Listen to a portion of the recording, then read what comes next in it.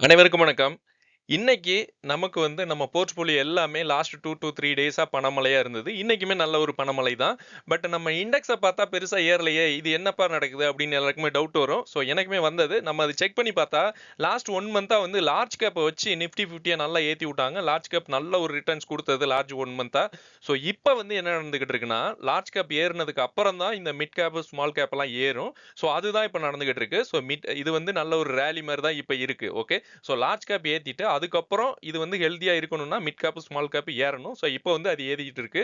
So அதனால நீங்க என்ன பண்ணணும்னா நீங்க ஒரு பிப்ரவரி வரைக்கும், பிப்ரவரியில நமக்கு யூனியன் பட்ஜெட் வரப்போகுதுங்க. ஸோ அது வரைக்கும் நீங்க எந்த ஸ்டாக்கையும் விற்காம ஜஸ்ட் ஹோல்ட் பண்ணுங்க. புதுசா வாங்குறவங்க மேபி பாட்டம்ல இருந்தா ட்ரை பண்ணுங்க. அவ்வளவுதான் என்னோட ஒப்பீனியன். பட் நான்லாம் எதையும் வாங்குற மாதிரி இல்ல, எதையும் விற்கிற மாதிரி இல்ல. ஏன்னா யூனியன் பட்ஜெட்ல நல்ல நியூஸ் வரப்போகுதுன்னு நினைக்கிறேன். ஸோ அதனால மேக்ஸிமம் இந்த ரயில்வே செக்டார் தவிர மற்ற இண்டெக்ஸ் எல்லா செக்டாருமே மேக்ஸிமம் ஒரு ஸ்டாக்கு வாரத்துல ஒரு தடவையாச்சும் மேல ஏத்திக்கிட்டு தான் இருக்காங்க. நீங்க உங்க போர்ட்ஃபோலியோவை நீங்க வாட்ச் பண்ணுங்க. இன்னும் 1 மந்த்துக்கு நியூ இயர்க்கு அப்புறமே கூட நீங்க வாட்ச் பண்ணுங்க. அதாவது வீக்லி ஒன்ஸ் நீங்க வச்சிருக்க எந்த ஸ்டாக்கா இருந்தாலும் மேல ஏற சான்ஸ் இருக்கு. ஏன்னா இது ஓரளவு புல் மார்க்கெட் வரப்போகுதுன்னு நினைக்கிறேன். இந்திய சந்தைக்கு. ஸோ அப்படி வந்துச்சுன்னா நல்லா இருக்கும். ஸோ இன்னைக்குமே ஆர்விஎன் நல்ல பட்டைய கிளப்பிட்டு இருக்கு. எப்படி ஆல்ரெடி ஒரு 14% வரைக்கும் மேல போயிட்டு இப்போ கொஞ்சம் கன்சல்டேஷன்ல இருக்கு. 11, 12% அந்த மாதிரி. ஸோ இது லாஸ்ட் 4 டேஸ்ல 25% வரைக்கும் ப்ராஃபிட் கொடுத்த கம்பெனி. அதாவது லாஸ்ட் 4 டேஸ்ல எனக்கு ஆல்ரெடி 24% நெகட்டிவ்ல இருந்தது. இப்போ ஒரு 3% தான் நெகட்டிவ்ல இருக்கு. ஸோ இன்னும் கொஞ்சம் மேல போச்சு. இந்த ஒரு நியூ இயர்க்கு அப்புறம் கூட மேல போச்சுன்னா நல்லா பாசிட்டிவ்ல வந்துரும். இது லாங் டர்முக்கு நல்ல ஸ்டாக்ஸ் தான். பட் நம்ம ஆல்ரெடி இதுல ஒரு 3 தடவை ப்ராஃபிட் எடுத்துட்டேன். ஸோ அதே ஒரு ஹைப்ல எகைன் என்டர் ஆனேன். ஹைல என்டர் ஆயிட்டேன். ஸோ அதனால தான் நான் லாக் ஆனேன். இந்த ஸ்டாக் சூப்பரான ஸ்டாக். என்னோட ஒரு ஃபேவரட்டான ஒரு ஸ்டாக். ஸோ அதுக்கப்புறம் இந்த கூல் ட்ரிங்க்ஸ் கம்பெனி பத்தியெல்லாம் ஒரு ஒரு பேட் நியூஸ் வந்திருக்கு. ஆக்சுவலா நிறைய கூல் ட்ரிங்க்ஸ் கம்பெனி இருக்கு. நம்ம ஃபாலோ பண்ணிட்டு இருக்கிறது விபிஎன்ல இருக்கு. ஸோ இது ரிலேட்டடான ஒரு நியூஸ் வந்திருக்கு. அது 2026ல இருந்து அமலுக்கு வருது அப்படிங்கிறாங்க. அது என்ன நியூஸ்னா, கூல் ட்ரிங்க்ஸ்ல எல்லாம் சுகர் யூஸ் பண்றாங்கல்ல. ஸோ அந்த சுகரோட லெவல பொறுத்து அவங்களுக்கு அது டாக்ஸ் பே பண்ணணும் அப்படிங்கிறாங்க. இப்போ சுகர் அதிகமா இருந்துச்சுன்னா அதிக டாக்ஸ், கம்மியா இருந்தா கம்மியான டாக்ஸ். ஸோ இது சென்ட்ரல் கவர்மெண்ட் இம்ப்ளிமெண்ட் பண்ண போறதா ஒரு நியூஸ் வந்திருக்கு. ஸோ இதை வச்சுட்டு மேபி கூல் ட்ரிங்க்ஸ் கம்பெனி எல்லாம் ரியாக்ட் ஆகுமான்னு தெரியல. பட் இது நேச்சுரலி இது பேட் நியூஸ் தான். பட் ஏன்னா அவங்க இது வரைக்கும் அந்த மாதிரி ஒரு ஒரு ஸ்பெசிஃபிக்கா ஒரு ஒரு ஒரு ஒரு அமல்படுத்தும் போது எல்லா கம்பெனிஸ்க்கும் இது அஃபெக்ட் ஆக சான்ஸ் இருக்கு. இது நியூஸ் பேசிஸ்ல தான் மூவ் ஆக சான்ஸ் இருக்கு. பட் இது நம்ம கண்ட்ரோல் பண்றது நம்ம மக்களுக்கு நல்லது தானே. ஏன்னா சுகர் எப்பயுமே சுகர் உடலுக்கு ஹெல்த் இஷ்யூஸ் கிரியேட் பண்ணும். ஸோ அதை இவங்க கண்ட்ரோல் பண்றது நம்மளே வரவேற்கலாம். மக்களாகிய நம்ம வரவேற்கணும். ஓகே. கம்பெனிக்கு அது எப்படியோ போயிட்டு போகுது. பட் நம்ம ஹோல்ட் பண்றதுனால அந்த கம்பெனி மேல போகணும் அப்படிலாம் கிடையாது. நல்ல பொருட்கள் கம்பெனி கிடைச்சா நம்ம வரவேற்கலாம். ஓகே. ஸோ இன்னைக்கு நிஃப்டி 50 கன்சல்டேஷன்ல தாங்க இருக்கு. பட் போர்ட்ஃபோலியோ எல்லாமே நல்ல ஒரு லெவல்ல தான் போயிட்டு இருக்கு. ஸோ இது கேஃபின் டெக்னாலஜி, சகிலிட்டி limited, Hikal, JK cement, Kaynes technology இத பத்தியெல்லாம் இந்த வீடியோல கிளியரா பார்க்க போறோம். ஆக்சுவலா நம்மளோட ரிவ்யூவை நான் மாத்திட்டேன். இப்போ ரீசென்ட் டைம்ல எனக்கு கொஞ்சம் பிரச்சனை வந்தது. மெயின் சேனல் ஸ்டாக் ரேடா இருக்கு. ஸோ அதனால என்னோட ரிவ்யூ ஃபோக்கஸ் எல்லாமே நான் இப்போ மாத்திட்டேன் மேக்ஸிமம். இன்னொரு ஒரு ஒரு ஹம்பிள் ரிக்வெஸ்ட். எல்லாருமே நீங்க இதுல கேக்குறீங்க, இது வாங்கலாமா இல்ல விக்கலாமா அப்படின்னு கமெண்ட் செக்ஷன்ல. ஸோ நான் அதுல கமெண்ட்ஸ் நீங்க அது கேட்கறத விட நமக்கு டெலகிராம் குரூப் இருக்கு. நீங்க அதுல நிறைய இன்வெஸ்டர் இருக்காங்க. அவங்களே உங்களுக்கு ஆன்சர் பண்ணுவாங்க. நிறைய அட்மினே நான் அவங்க நல்ல ஒரு ரெகுலரா ஆக்டிவ்ல இருக்க அட்மின் எல்லாம் இருக்காங்க. ஸோ அவங்களுமே நல்ல ஒரு எக்ஸ்பீரியன்ஸ்டு இன்வெஸ்டர் தான். ஸோ அவங்களே உங்களுக்கு ஆன்சர் பண்ணுவாங்க. மேக்ஸிமம் யூடியூப்ல நான் கமெண்ட் செக்ஷன்ல நான் கமெண்ட்ஸ் அதுக்கு ரிப்ளை பண்ண முடியாது. ஸோ இது என்னோட ரிக்வெஸ்ட். நீங்க டெலகிராம் சேனல்ல ஜாயின் பண்ணீங்கன்னா உங்களுக்கு கண்டிப்பா யூஸ்ஃபுல்லா இருக்கும்னு என்னோட ஒப்பீனியன். ஸோ அதுக்கப்புறம் யூஎஸ் டாலர் என்ன ஆயிட்டு இருக்கு, குளோபல் டென்ஷன் இன்னுமே அங்கங்க சர்க்கஸ் காமிச்சிட்டு தான் இருக்காங்க. எஃப்ஐடிஐ டேட்டா அது நம்ம நேத்தே பார்த்தோம். எஃப்ஐடிஐ டேட்டா நேத்து நமக்கு மார்க்கெட் இல்ல. ஸோ அதனால சேஞ்ச் ஆகல. அதுக்கப்புறம் டாலர் என்ன ஆயிட்டு இருக்கு அதை பத்தி பார்த்தலாம் இந்த வீடியோல. நிறைய இன்வெஸ்டர் நம்ம வீடியோ பார்க்குறாங்க. பிடிச்சிருந்தா லைக் பண்ணுங்க. இந்த வீடியோ அவசியம் கிடையாது. பட் உங்களுக்கு பிடிச்சிருந்தா கண்டிப்பா லைக் பண்ணலாம். ஹைப்பும் பண்ணுங்க. எஃப்ஐடிஏ டேட்டா இது நேற்று பார்த்தா தாங்க. இது இன்னைக்கு வந்தால் தான் நமக்கு தெரியும். இன்னைக்கு ஈவினிங் தான் நமக்கு தெரியும். எஃப்ஐ என்ன பண்ணி வச்சிருக்காங்க, இல்லை டிஏ என்ன பண்ணி வச்சிருக்காங்க, இல்லை எஃப்ஐ ஊருக்கு போயிட்டாங்களா லீவ் விட்டு அப்படின்னு நமக்கு தான் தெரியும். ஆர்விஎன்எல், ஐஆர்எஃப்சி இன்னைக்கு நல்லா ஏறி இருக்கு. அதுக்கு ரீசன் ரயில்வே ஃபேர்ஸ் எல்லாம் அவங்க மாத்திருக்காங்க. ஸோ இது ஒரு நியூஸில் வச்சுக்கிட்டு ரயில்வே செக்டர் எல்லாமே பூமில் இருக்கு. ஸோ எனக்குமே ரயில்வே பற்றி நான் சொன்னேன்ல, ஆர்விஎன்எல் எனக்கு ஆல்ரெடி 25% இருந்தது லாஸ்ட் 4 டேஸில். க்ரோத் ஸ்டாக்கை நீங்கள் வச்சிருந்தா இதுதான். நீங்கள் 20% போனால் கூட பயப்பட தேவையில்லை. நெகட்டிவாக செல் பண்ணாதீங்க. பண்ணாதீங்க. அது கண்டிப்பா கிக் அப் ஆச்சுன்னா கரெக்டான லெவல்ல வந்து நீங்க அதுக்கப்புறம் உங்களுக்கு வேணாம்னா வித்துடலாம். உங்களுக்கு ப்ராஃபிட் வந்துருச்சு போதும் அப்படின்னா நீங்க வந்து வித்துடலாம். பட் கரெக்டான இடத்துல என்ட்ரி ஆகல அதனால விற்கணும்லாம் தேவையில்லை. நல்ல ஸ்டாக்கா இருந்தா நீங்க ஹோல்ட் பண்ணுங்க. இந்த மாதிரி கிக் அப் ஆகி மேல வரும் கண்டிப்பாக. ஸோ நிப்டி 50 வந்து 26,041 மேபி 26,000 வந்துட்டு ஒரு ரிட்ரேஸ்மெண்ட் நடக்குமான்னு தெரியல. ரீபவுண்டு. ஸோ பார்க்கலாம். அதாவது நம்ம யூஎஸ் மார்க்கெட் என்ன காட்டிட்டு இருக்காங்கன்னா டவு ஜோன்ஸ் வந்து கொஞ்சம் நெகட்டிவா இருக்கு. S&P 500 நாஸ்டாக் இது எல்லாமே கொஞ்சம் பாசிட்டிவா க்ளோஸ் ஆயிருக்கு நேத்து. பட் இப்போ வந்து கொஞ்சம் நெகட்டிவா டவு ஜோன்ஸ் ஃபியூச்சர்ஸ் வந்து ஃபியூச்சர் இண்டெக்ஸ் வந்து கொஞ்சம் நெகட்டிவா ட்ரேட் ஆயிட்டு இருக்கு. கிஃப்ட் நிஃப்டி வந்து 120 பாயிண்ட்ஸ் வந்து நெகட்டிவா ட்ரேட் ஆயிட்டு இருக்கு. இப்போ இன்னமே மார்க்கெட் வந்து ரன்னிங்ல தான் இருக்கு. பட் மற்ற ஏஷியன் இண்டெக்ஸ் எல்லாம் ஃபிளாட் டு பாசிட்டிவ்ல தான் இருக்கு. ஸோ மேக்ஸிமம் நெகட்டிவ்ல ஃபிளாட் டு பாசிட்டிவ் தான். பட் நம்ம சென்டிமெண்ட் வந்து நியூஇயர்க்காக கொஞ்சம் பாசிட்டிவா இருக்கு. இருக்க சான்ஸ் இருக்கு. எஃப்ஐ வந்து கொஞ்சம் லீவ் விட்டா நல்லா இருக்கும்னு தான் தோணுது. லீவ் விட்டுருவாங்கன்னு நினைக்கிறேன். யூஎஸ் டாலருமே கொஞ்சம் பாசிட்டிவா இருக்கு. பட் இருந்தாலும் பெருசாலாம் மூவ் ஆகல. ஸோ அதனால நமக்கு வந்து இன்னுமே பாசிட்டிவ் யூஎஸ் டாலர் மேல மேக்ஸிமம் வராத வரைக்கும்.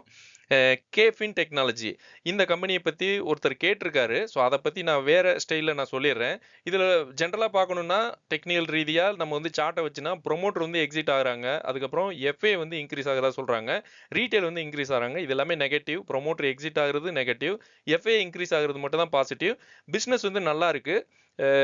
பட் ப்ராப்ளம் இந்த கம்பெனில இருக்கு. ஸோ அதை பத்தியெல்லாம் கொஞ்சம் டீட்டெயிலாக பார்த்துடலாம். ஆக்சுவலா கேஃபின் டெக்னாலஜி இந்த கம்பெனி என்ன பிசினஸ் பண்றாங்க, ஸ்டாக் growth எப்படி இருக்கு, ஃபியூச்சர்ல எப்படி டிமாண்ட் இதெல்லாம் இருக்குமா, அதை பத்தி ஃபுல்லா இந்த வீடியோல பார்த்துடலாம். ஆக்சுவலா இவங்களோட முக்கியமான பிசினஸ் என்னன்னா registrar and transfer agent RTA ஒர்க்கை தான் பண்ணிட்டு இருக்காங்க. ரிஜிஸ்டரர் டிரான்ஸ்ஃபர் ஏஜென்ட் தான் ஆர்டிஏ. ஸோ அந்த ஒர்க்கை தான் இவங்க பண்ணிட்டு இருக்காங்க. அதாவது mutual fund transaction, investment records maintenance, IPO dividend, share transfer, insurance, pension services. So இந்த மாதிரி வேலையெல்லாம் பண்ணிட்டு இருக்காங்க. மியூச்சுவல் ஃபண்ட் இன்சூரன்ஸ் கம்பெனிக்கு பேக் அண்ட் டெக்னாலஜி சப்போர்ட்டா கேஃபின் ப்ரொவைட் பண்ணுது. ஸோ நமக்கு தெரியும் இந்தியாவில் வந்து மேக்ஸிமம் வந்து மியூச்சுவல் ஃபண்டு இன்க்ரீஸ் ஆகிட்டே இருக்கு. ஸோ அது வந்து இவங்களுக்கு பேக் ஃபோனாக இருக்கு. ஓகே, இந்தியாவில் டாப் ஆர்டிஏ பிளேயர்ஸ், ஆர்டிஏன்னா நான் சொல்லிட்டேன் ரிஜிஸ்டர் அண்ட் டிரான்ஸ்ஃபர் ஏஜென்ட் ஆர்டிஏன்னு. ஸோ அதில் வந்து இவங்க ஒன்றா இருக்காங்க. இவங்க தான் பெரிய பிளேயரா அப்படிங்கிறாங்க, பெரிய பிளேயர் அப்படிங்கிறாங்க. கேஃபின் டெக்னாலஜி வந்து 2017 ஸ்டார்ட் ஆன கம்பெனி. இவங்களுக்கு வந்து மியூச்சுவல் ஃபண்ட் growth ஆனா இவங்களுக்கும் growth ஆகும், கன்சிஸ்டண்டா ப்ராஃபிட்டும் வரும். அதே மாதிரி டெப்த் ஃப்ரீ பேலன்ஸ் ஷீட் இருக்குங்கிறாங்க. இதெல்லாம் ஸ்டாக்கு வந்து சப்போர்ட்டா இருக்கு. ஸோ ஃபியூச்சர்ல டிமாண்ட் ஏன் ஸ்ட்ராங்கா இருக்கு அப்படின்னு கொஸ்டின் கேட்டா இந்தியாவில் வந்து எஸ்ஐபி மியூச்சுவல் ஃபண்டு இன்வெஸ்டர் எல்லாருமே இன்க்ரீஸ் ஆகிட்டு தான் இருக்காங்க. எஸ்ஐபி நிறைய பேர் எஸ்ஐபி பற்றி தான் கேட்குறாங்க. என்னைக்கிட்டையும் மியூச்சுவல் ஃபண்ட் பற்றி தான் கேட்குறாங்க. அதுக்கப்புறம் அதாவது அசட் மேனேஜ்மெண்ட் கம்பெனி நிறையவே இருக்கு இந்தியாவில். ஸோ அதுக்கு வந்து இவங்க ஆர்டிஏ பண்ணி கொடுக்குறாங்க. ஸோ அந்த பிஸ்னஸ் வந்து growth ஆனால் இவங்க வழியாக போகும்போது இன்னுமே அந்த growth வந்து இன்னும் இன்க்ரீஸ் ஆகும். இன்சூரன்ஸ் பென்ஷன் செக்டாரும் அது growth ஆகும்போது இவங்களுக்கும் use. Digital compliance, technology demand இது எல்லாமே இப்போ வர பேப்பர் ஒர்க்கெல்லாம் மாற்றிட்டு டிஜிட்டலைஸ் பண்ணதுனால இவங்களுக்கு வந்து இன்னுமே டிமாண்ட் அதிகமாயிட்டு தான் இருக்கு. ஸோ மியூச்சுவல் ஃபண்ட் இண்டஸ்ட்ரி க்ரோனா இவங்களுக்கு ஆட்டோமேட்டிக்கலி க்ரோ ஆகுது.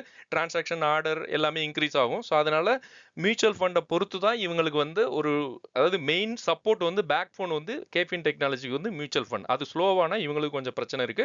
பட் மற்றபடி காம்படிஷன் இருக்கத்தான் செய்யும். இந்த கம்பெனி ஸ்டார்ட் பண்ணால் இன்னொரு கம்பெனி வரத்தான் செய்யும்.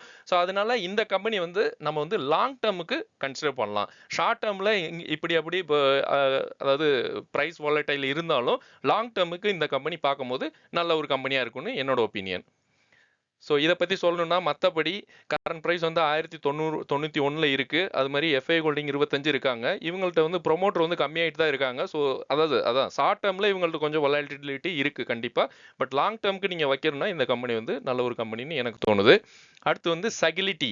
இதுலேயுமே ப்ரொமோட்டர் வந்து டிக்ரீஸ் ஆகிட்டு இருக்காங்க. பெருசாலாம் இல்லைங்க, 82% இருந்தவங்க 67. பட் 60% மேலே இருக்கிறதே பெரிய விஷயம் இந்த காலத்தில். அதாவது இப்போ இருக்க கம்பெனி நியூ ஏஜ் கம்பெனியில் 67% இருக்காங்க. ஸோ பெருசாலாம் வித்துட்டு வெளியிலே போகலை அப்படின்னு சொல்ல வரேன். மற்றபடி டிஐஐ, எஃப்ஐஐயுமே ஓரளவு மாடரேட்டாக இருக்காங்க. டிஏஏ கொஞ்சம் கூடி தான் இருக்குது பாருங்கள். டிசம்பர் 2024 7% இருந்தவங்க இப்போ வந்து 14%, அப்படியே டபுள் ஆயிருக்கு. அதேமாரி பப்ளிக்கும் கொஞ்சம் கூட்டிகிட்டு தான் இருக்காங்க. ஸோ இந்த கம்பெனியில் வந்து டெப்ட் வந்து கொஞ்சம் கம்மி பண்ணியிருக்காங்க. மார்க்கெட் கேபிட்டல் 24,000 கோடி இருக்குது. ஸோ இதை பற்றி ஒரு கிளான்ஸாக நான் வந்து சொல்லிடுறேன். இதோட கம்பெனி எப்படி இருக்குது, அதோட எப்போ ஸ்டார்ட் பண்ணாங்க, அவங்களோட பிஸ்னஸ் என்ன அப்படிங்கிறத பார்த்துடலாம்.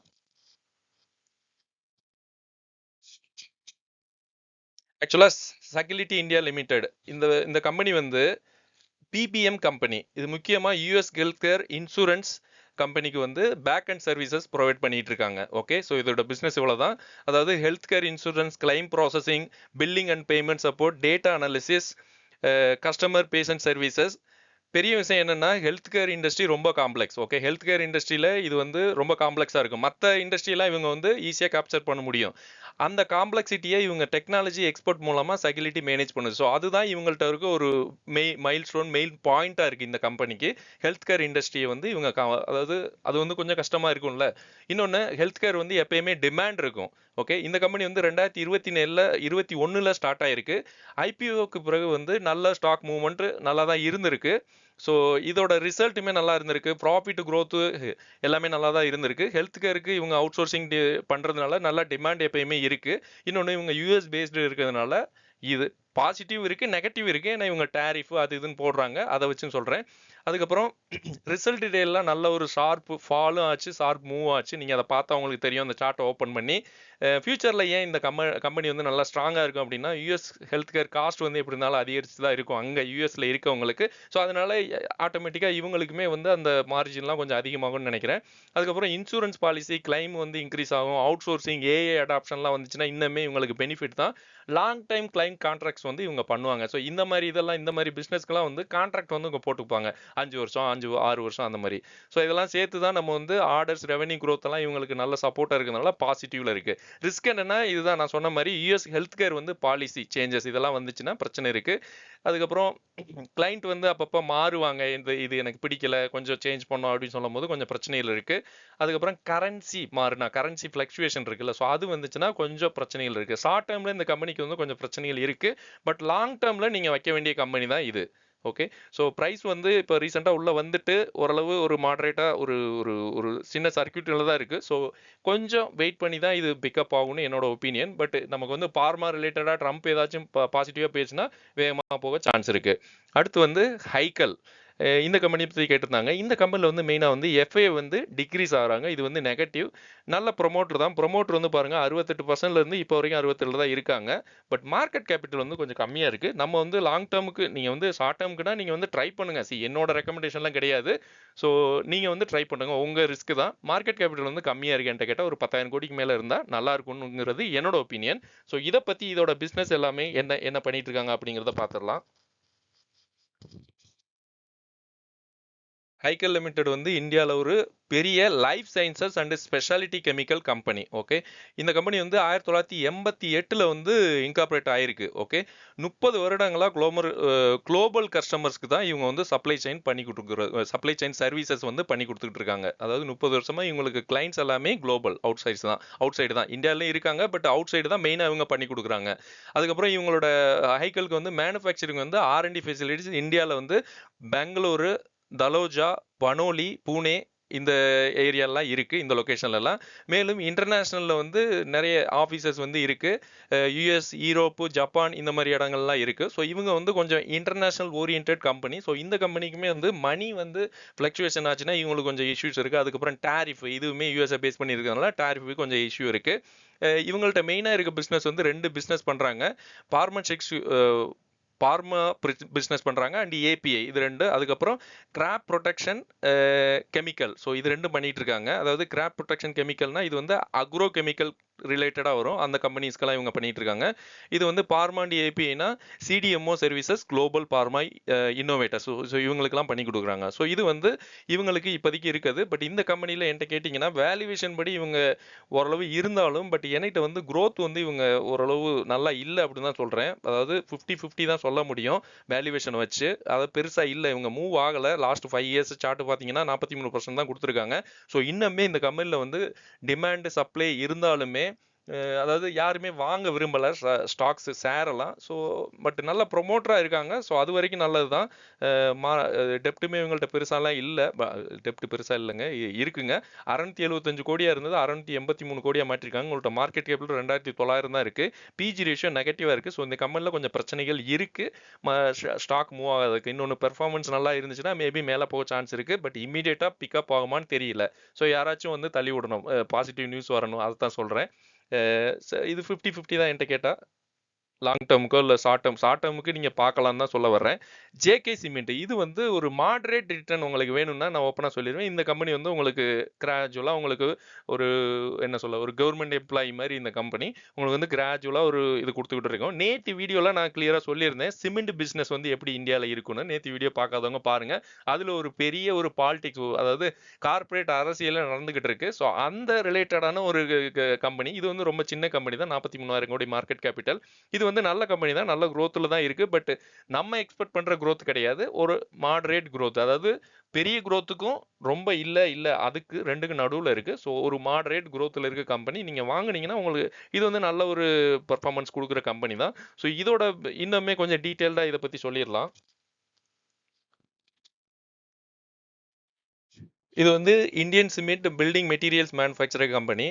இது வந்து கிரே சிமெண்ட், ஒயிட் சிமெண்ட் மற்றும் வால் புட்டி, ஓகே, இந்த ப்ராடக்ட்ஸ் எல்லாம் வந்து ப்ரொடியூஸ் பண்றாங்க.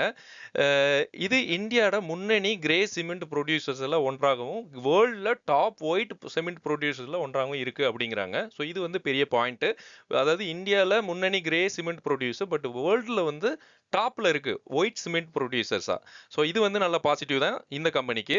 கம்பெனி வந்து ஆப்ரேஷன் வந்து 1975 ராஜஸ்தான்ல பிளான்ட் ஆரம்பிச்சிருக்காங்க. ஸோ அந்த டைம்ல இருந்தே இவங்க ஆப்ரேஷன்ஸ்ல இருக்காங்க. ஃபார்மலா கம்பெனி இன்கார்பரேட் ஆனது வந்து 1994. ஸோ இந்தியா சிமெண்ட் டிமாண்ட் வந்து லாங் டேர்ம் growth-ஆ நல்லா இருக்கும். அதாவது இது வந்து லாங் டேர்முக்காக நீங்க யூஸ் பண்ணலாம். அதான் நான் சொல்றேன். ஃபண்டமெண்டல் ரீசன்ஸ் எல்லாமே நல்லா தான் இருக்கு. இதுல வந்து இன்னுமே டிமாண்ட் பொறுத்து நம்ம கன்சிடர் பண்ணோம்னா ஜேகே சிமெண்ட் ஒரு சிமெண்ட் தான். நம்ம வந்து நேத்து சிமெண்ட் கம்பெனி எல்லாமே பார்த்தோம். ஸோ அதுல இதுவுமே ஒரு கம்பெனி, இதுவுமே நல்ல ஒரு கம்பெனி தான். இதுல வந்து இன்ஃப்ராஸ்ட்ரக்சர் growth, நம்ம வந்து கவர்மெண்டா இருக்கட்டும், பிரைவேட் ப்ராஜெக்ட்ஸா இருக்கட்டும், லைக் ரோடு, மெட்ரோ, ஏர்போர்ட் என்ன கட்டினாலும் நமக்கு வந்து சிமெண்ட் தேவைப்படும்.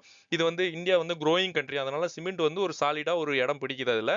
அதுக்கப்புறம் ஹவுசிங் செக்டார் growth அதுவுமே இருக்கட்டும். அதுல வந்து நிறைய அர்பன் ஹவுசிங் ஆக்டிவிட்டி எல்லாம் கண்டினியூ ஆகிட்டு தான் இருக்கும். எப்படி இருந்தாலும் வீடு எல்லாருமே கட்டிட்டு தான் இருக்காங்க. மக்கள் பாப்புலேஷன் அதிகம், அதனால வீடு கண்டிப்பா எல்லாருமே கட்டுறாங்க. ஸோ அதனால சிமெண்ட் கண்டிப்பா தேவைப்படும். அது மாதிரி கெப்பாசிட்டி எக்ஸ்பான்ஷன் வந்து இவங்க பண்ணிட்டு இருக்காங்க. 32 மெட்ரிக் டன் பெர் ஆனம் இவங்க இதுக்கு ட்ரை பண்ணிட்டு இருக்காங்க 2026. ஸோ இது வந்து பெரிய நியூஸ் இந்த கம்பெனிக்கு.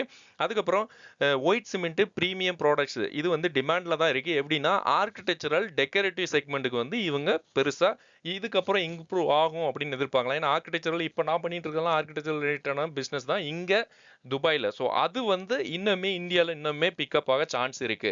ஸோ ரிஸ்க்னு சொன்னீங்கன்னா சிமெண்ட் பிரைஸ் வந்து ஃபிளக்சுவேஷன் ஆகும். இன்னொன்று காம்படிஷன் பயங்கரமா இருக்கு. இந்த இந்த இந்த சிமெண்ட் ப்ராடக்ட் வந்து காம்படிஷன் நிறையவே இருக்கு. மார்ஜின் வந்து அதை வச்சு இவங்க வந்து குறைக்கணும், கூட்டணும். ஏன்னா பெரிய கம்பெனி அல்ட்ராடெக், அதானி இவங்கெல்லாம் வரும்போது இவங்க வந்து சின்ன பிளேயர். ஸோ இதெல்லாம் அடி வாங்க சான்ஸ் இருக்குன்னு சொல்ல வரேன். பட் ஜேகே சிமெண்ட் பொறுத்த வரைக்கும் கிரே ஒயிட் சிமெண்ட் வந்து இவங்கள்ட்ட தான் வராங்க. குளோபல் மார்க்கெட் வந்து இவங்களுக்கு பெருசா இருக்கு ஒயிட் சிமெண்ட்டுக்கு அப்படிங்கிறாங்க. ரீசெண்ட் growth, ரெவென்யூ growth எல்லாமே நல்லா தான் இருக்கு. வால்யூம் வந்து எக்ஸ்பேண்ட் பண்றதுக்காக ட்ரை பண்ணிட்டு இருக்காங்க. ஃபியூச்சர் டிமாண்ட் வந்து ஹவுசிங் இன்ஃப்ராஸ்ட்ரக்சர் எப்படி இருந்தாலும் growth இருக்கும். லாங் டேர்முக்கு செக்டர் ஓரியன்டா நீங்க வந்து சூஸ் பண்ணணும்னா சிமெண்ட் செக்டர்ல இதுவும் ஒரு கம்பெனி. அடுத்து வந்து கைனஸ் டெக்னாலஜி. இதுல வந்து ப்ரொமோட்டர் வந்து டிக்ரீஸ் ஆகுறாங்க. ஸோ இது வந்து ஹெல்த்தியா இல்லையா அப்படின்னா, ப்ரொமோட்டர் பாருங்க 63% இருந்தவங்க 53%. ரீசெண்டா இதுல வந்து கொஞ்சம் பேட் நியூஸ் எல்லாம் வந்தது. ஸோ அதனால இது வந்து கீழே போயிட்டு இருக்கு. அந்த நியூஸ் எல்லாம் சரியாகி மேலே வந்துச்சுன்னா இது இந்த மாதிரி ஒரு நல்ல கம்பெனி பார்க்க முடியாதுன்னு தான் என்னோட ஒப்பீனியன். இன்னொன்று இந்த கம்பெனி டிஏ, அதாவது எஃப்ஐயுமே கொஞ்சம் கம்மியாக இருக்காங்க, டிஏ வந்து கொஞ்சம் அதிகமாக இருக்காங்க. அதே மாதிரி பப்ளிக்கும் கொஞ்சம் அதிகமாக இருக்காங்க. But public நிறையலாம் அதிகமாகலை. 27,000 கோடி மார்க்கெட் கேபிட்டல் இருக்கு. 3 இயர்ஸ் டெப்ட் வந்து 189 கோடியிலேருந்து இப்போ 885 கோடி ஆயிருக்கு. ஸோ இவங்களோட ஸ்டாக் பி இவங்க வந்து கொஞ்சம் ஹையர் வேல்யூஷனில் தான் இருக்காங்க. இவ்வளோ தூரம் ப்ரைஸ் போயுமே இன்னுமே ஹையர் வேல்யூஷனில் தான் இருக்காங்க. இந்த கம்பெனி பற்றி ஒரு கிளான்ஸ் பார்த்துடலாம். கைனஸ் டெக்னாலஜி ரீசெண்டா வந்து பிரைஸ் ட்ராப் ஆச்சு. ஏன்னு எல்லாருக்குமே தெரிஞ்சிருக்கும். 30 to 40% மேல கிராஸ் ஆன ஒரு கம்பெனினா இதுதான். நிறைய பேர் வந்து லாஸ்ட்ல புக் பண்ணாங்க. அக்டோபர் டிசம்பர்ல இது நடந்தது. ரீசெண்டா நம்ம பார்த்துட்டு தான் இருக்கோம். நம்மளே என்ட்ராகலாம்னு நினைச்சோம் ஷார்ட் ஃபால்ல, பட் முடியல. நிறைய பேர் என்ட்ராகி ப்ராஃபிட்லாம் எடுத்தாங்க. இதற்கு வந்து என்ன காரணம் அப்படின்னா அக்கௌண்டிங் கவர்னன்ஸ் கன்சர்ன்ஸ். ஸோ இவங்கள்ட்ட வந்து ஒரு புரோக்கரேஜ் கொட்டாக்கா இருக்கட்டும், ஜேபிஎம் மோர்கனா இருக்கட்டும், இதுல வந்து இவங்க கொடுக்குற அக்கௌண்டிங் கவர்னன்ஸ் இதெல்லாம் கரெக்டா இல்ல, ஒர்க்கிங் கேபிட்டல் இதெல்லாம் டிஸ்க்ளோசர்ஸ் எல்லாம் கரெக்டா இல்ல அப்படின்னு ஒரு நியூஸ் வந்து கொண்டு வந்தாங்க. இவங்க வந்து ஹைலைட் பண்ணாங்க. ஸோ அதை வச்சுக்கிட்டு நிறைய பேர் வந்து இந்த ஸ்டாக்கை வந்து செல் பண்ணாங்க. ஸோ அதனால ரொம்ப கீழே போச்சு. இன்வெஸ்டர் ரொம்ப பயப்பட்டு லாக்இன் பீரியட் எக்ஸ்பைரி அதுக்கெல்லாம் வந்து ஒரு பயம் வந்தது. இதனால ட்ரேடிங் செல்லிங் ப்ரெஷர் ரொம்ப அதிகமாச்சு. டெக்னிக்கல் வீக்னஸாக இருந்தது. டெத் கிராஸ் ஓவர்னு சொல்லுவாங்கல்ல. ஸோ அது வந்து இந்த ஸ்டாக்ல வந்து நடந்துருச்சு. ஸோ அதனால இதுக்கப்புறம் பிக்கப் ஆகணும் அப்படின்னா இதுக்கு வந்து நிறைய சிக்னல் வேணும். அதாவது டெக்னிக்கலி இந்த ஸ்டாக் நிறைய பேர் வந்து ஸ்விங் ட்ரேடிங் பண்ணுறாங்க. இது one of the stock swing ட்ரேடிங்கில். ஸோ அதனால கொஞ்சம் ஸ்லோவாக தான் இது பிக்கப் ஆகும் அப்படின்னு சொல்கிறாங்க. ஷார்ட் டேர்மில் வீக் ஆகிட்டே இருக்குது. பட் லாங் டேர்ம் நீங்கள் கன்சிடர் பண்ணால் இது வந்து சூப்பரான கம்பெனி. ஏன்னா இதோட ப்ராட் வந்து இஎம்எஸ் செக்டாரில் இருக்க ஒரு சூப்பரான புள்ளி சென்டிமெண்ட்ல இருக்கு. ஓகே, இப்போ வந்து புள்ளி இஎம்எஸ் செக்டார்ல இருக்க ஒரு எல்லா கம்பெனியுமே புள்ளிஸ்ல இருக்கு. பட் இந்த கம்பெனி வந்து பியரிஸ்ல இருக்கு. இருந்தாலும் இதுக்கு வந்து நிறைய பேர் வந்து பை ரேட்டிங் கொடுக்குறாங்க அனலிஸ்ட். ஸோ அதனால வந்து இது லாங் டேர்முக்கு நல்ல ஒரு company. Electronics manufacturing services. Okay, இது வந்து எப்பயுமே இந்தியாவில் growthல தான் இருக்கு. ஏன்னா பாப்புலேஷன் ரொம்ப அதிகம். இன்னொன்று இவங்களோட பிசினஸ்ன்னு சொன்னீங்கன்னா இஎம்எஸ் பண்றாங்க, integrated solution provider. Okay, so இவங்கள்ட்ட எல்லாமே இவங்களே பண்ணிக்கிறாங்க. இவங்களுக்கு ஹார்ட்வேராக இருக்கட்டும், பிசிபி, ஓசிஏடி, செமிகண்டக்டர் ரிலேட்டட் சர்வீசஸ் எல்லாமே இவங்க கம்பைனாக பண்ணி கொடுக்கறதுனால இந்த கம்பெனி டிமாண்ட் எப்பயுமே இருக்கும். இன்னொன்று இஎம்எஸ் பிஸ்னஸ் எல்லாருக்குமே தெரியும். ஸோ அதனால நல்ல growth இருக்கு எப்பயுமே. இவங்கள்ட்ட இன்னொரு பெரிய விஷயம், ஆர்டர் புக் வந்து 8100 கோடி.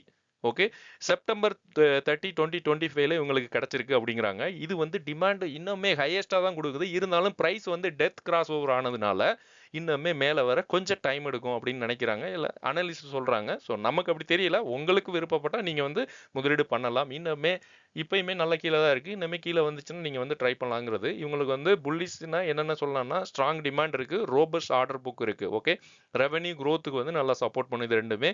நியூ பிஸ்னஸ் வெர்டிகல்ஸ், இவங்க வந்து நிறைய நியூ பிஸ்னஸில் என்டர் ஆகிட்டு இருக்காங்க. இன்னும் நெக்ஸ்ட் 1 to 3 இயர்ஸில் நிறைய பிஸ்னஸ்லாம் இவங்க கொண்டு வர போகிறதா சொல்கிறாங்க. லாங் டேர்மில் எலக்ட்ரானிக் மேனுஃபேக்சரிங் வந்து நல்ல ஒரு பிஸ்னஸாக இருக்கும் இந்தியா பொறுத்த வரைக்கும். ஸோ பியரிஸ்ன்னு சொன்னீங்கன்னா இப்போ வந்து இது டெக்னிக்கலி பியரிஸாக இருக்குது. ஸோ அது ஒரு பிரச்சனை. Login expiry, selling, liquidity increases, volatility, so இதெல்லாம் கொஞ்சம் பிரச்சனை இருக்குங்கிறாங்க. இது வந்து கவர்மெண்ட்ஸ் அக்கௌண்டிங் கன்சர்ன்ஸ். இந்த ஒரு பேட் நியூஸ் வந்து இவங்க பாசிட்டிவாக கொடுத்தாங்கன்னா இதுக்கப்புறம் இந்த ஸ்டாக்கை வந்து கையில் பிடிக்க முடியாதுங்கிறது என்னோட ஒப்பீனியன். ஓகே ஃப்ரெண்ட்ஸ், அடுத்த வீடியோவில் பார்க்கலாம். நன்றி.